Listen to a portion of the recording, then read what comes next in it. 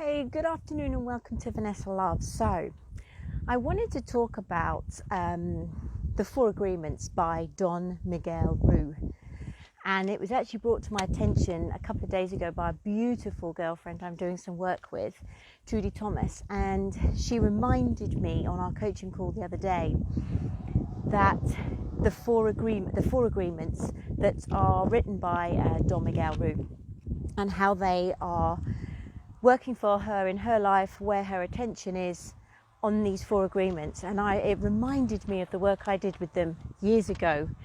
So I wanted to share them with you because I really do think that with the focus on my messaging this week being peace, with the conversations I've had, whether it be coaching clients or business colleagues or friends or family or whatever, this whole conversation piece around peace. What is peace? What does that mean to me? And how do I align myself? It's not even find that peace within, it's discover, it's aligning myself with that peace within me. And they're four really simple agreements, and I wanted to share them with you and how I believe these four agreements can play out in our lives for us to be able to align ourselves with that element of peace. And the first one is be impeccable with your word. And Don Miguel Ruiz talks about the fact that this is the most important one of the agreements, but the most difficult to honour. And we all know how powerful words can be, and we also know how damaging words can be. And it's a little bit like toothpaste. If you speak ill of yourself or others or the world or whatever it might be, you can't get that back. You can't take that back. Once that energy is out there, it's out there. So years ago, I decided for myself that I would do my very best, and I fail miserably sometimes. But it is something, when I'm aware of it and I'm conscious of it, that I really do ask myself, these words I'm about to speak, are they loving? Are they kind? So are they kind? Are they necessary? And are they helpful? So many of us, and it's human nature, so many of us speak words from our ego. So many of us speak words from a place to be heard, rather than to speak from truth, rather than to speak from a place of honesty. And what I mean by that is integrity, in alignment with your truth.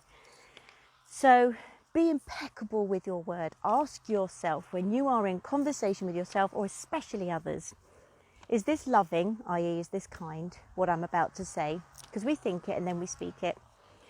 Is it helpful? Will it help the situation?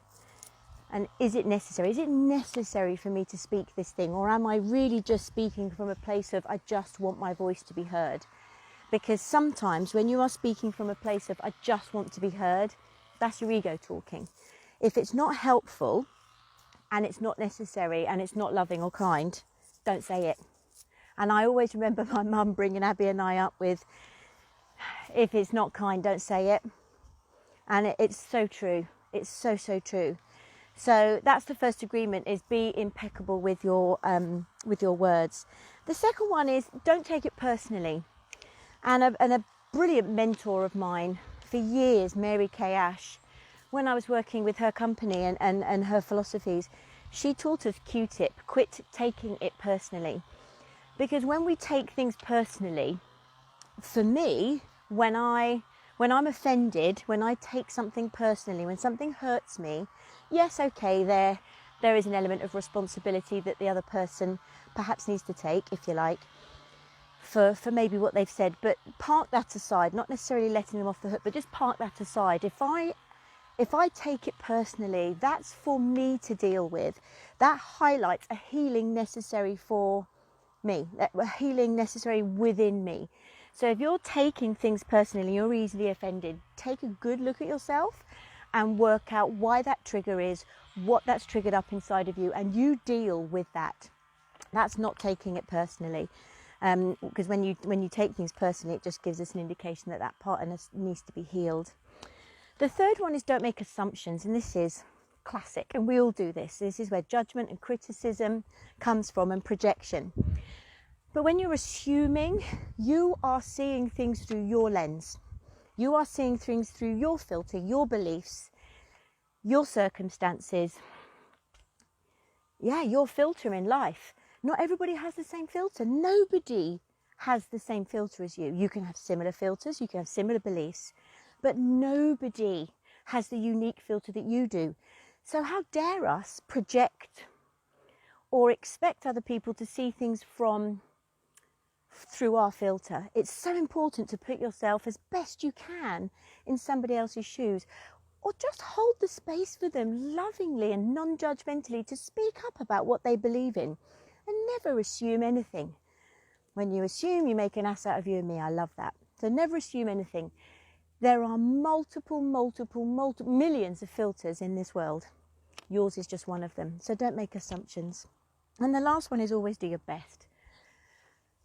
My dad always said to me when he used to tuck me in at night when I was a kid, and if I was ever upset about something, he said to me, Vanessa, if you've done the best you can, and you've done the right thing, as in what's true for you, and God knows that you've done your best, and that you have done the right thing, what's true for you, that's all you need to worry about. And he's such a wise man, my dad. He's such a wise man. So those 4 agreements: be impeccable with your word, don't take things personally, don't make assumptions, and always do your best. Can you imagine what life we would lead?